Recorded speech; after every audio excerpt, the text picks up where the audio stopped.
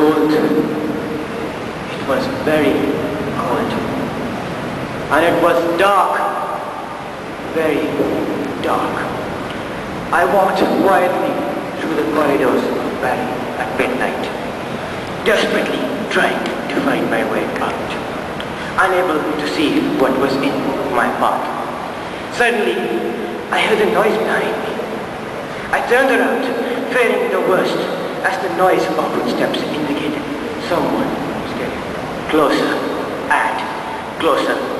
I prayed and I prayed, "Oh God, please help me." But nothing came to be as a flashlight turned on.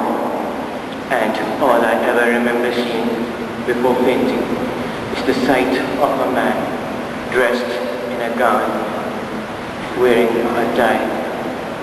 And all he said was one word: "Bonjour!"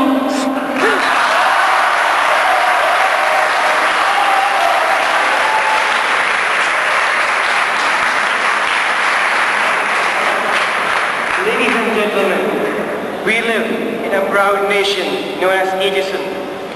It is a very liberal state where all our minorities are represented in government, whether they be Urdu speaking, English speaking, French speaking, or as recently as the case, German speaking. All of which are exemplified by our president. Speaking of heads of state, do you know why we're considered so liberal? Do you? Well, folks, we are the only nation other than a certain LGS who has had a female president for the last 2 years running.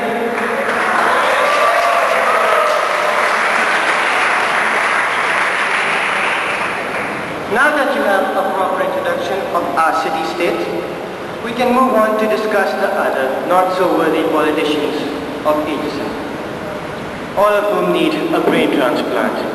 Let's put it this way: if you think Sheikh Rashid was mentally challenged, you haven't met John or any other of the 14 cabinet ministers. There is no better place to start off our analysis than the province of Hali. The leader of the opposition, who goes by the name Mr.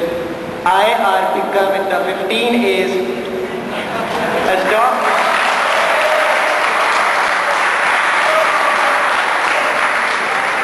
Has stopped at nothing short to gain power, ladies and gentlemen. He has tried everything, from bribing the Gymkhana waiters, to dressing up as an old lady in the Urdu play to woo the voters, to begging juniors to give him a role in the French night.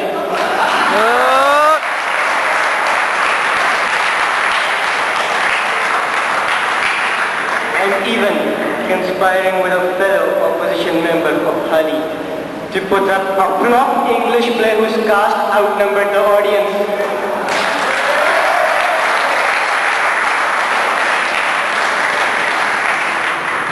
His campaign manager was perhaps just as crazy as him, but went after power of a different kind. After realizing his endeavors had failed, he is committing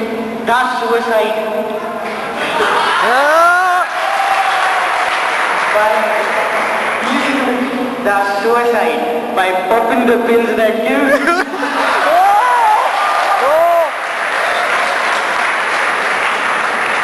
What a fool. Other ministers though need brains for an entirely different reason. Take Minister John of Ghazi.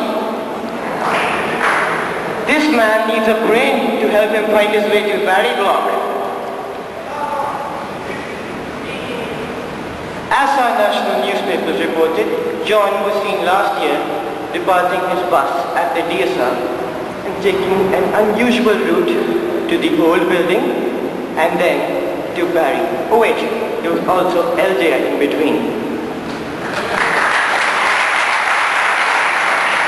John, hasn't anyone ever told you all you ever had to do was turn right from the DSR to reach Barry? Or was there any business you had to attend to at the old building?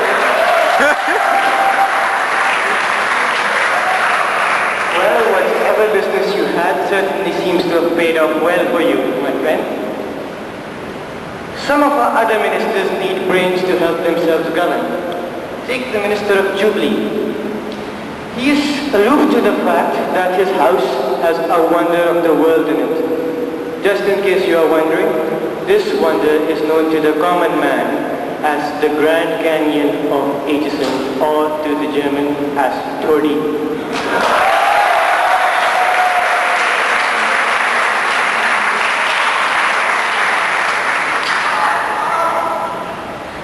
We in Aitchison have also experienced a very strange phenomenon of a uniform floating around. It was only very recently when we purchased tube lights that we realized that the dark night of Darjeeling was responsible for this.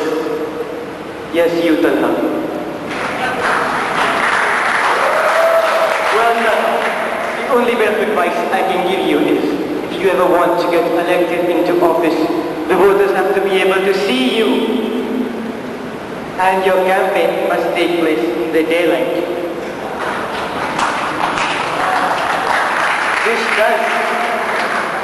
This does place you at a major disadvantage to some of your competitors, whose hard work goes on late into the night.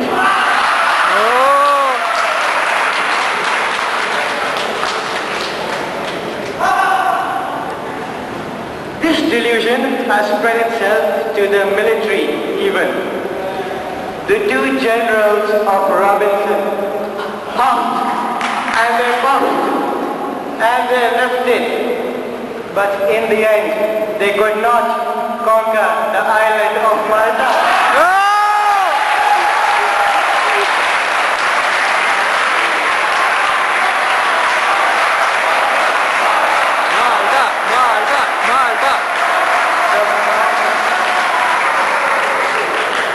This madness is also evident in Babur. Only in Babur do you find people who fall in love with Harvard bathrooms. Yes, folks, this is the same man who fantasizes about Newton, who aspires to be the first man on Pluto, and who has recently been adopted and has started wearing Scottish kilts.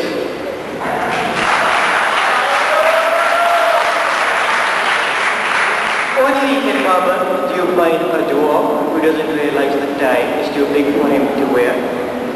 And only in Babur do you have a minister who was elected into office only because people are attracted to his long, very long, very long nose.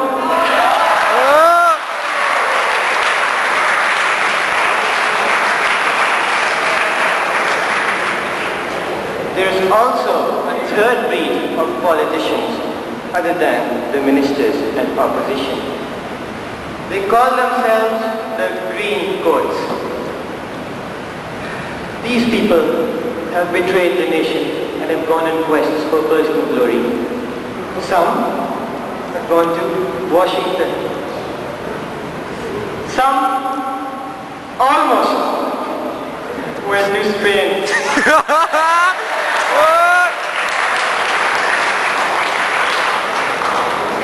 And some are active members of a baseball team that doesn't even exist.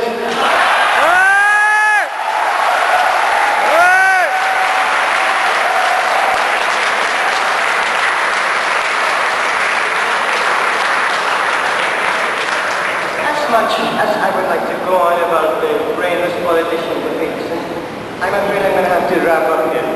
Before I do, I have an announcement to make. This notice is from a certain Dracula President White. The following people also need brain transplants. If you want to donate, please meet him behind Barry Law after Declamation. Due to security reasons, we cannot stand them. In fact, we have to refer to them by their aliases. Number 1, James Butt of Alamgir. Number 2, Alu Paratha of Robinson. Number 3, the Cleaning Tower of Ali. Number 4, the Balls of Centenary. Number 5, Highness, the Holy March of Sikandar. Number 6, the President's lapdog, the Sheikh of Jinnah. Number 7, the smoking dog of Balochistan.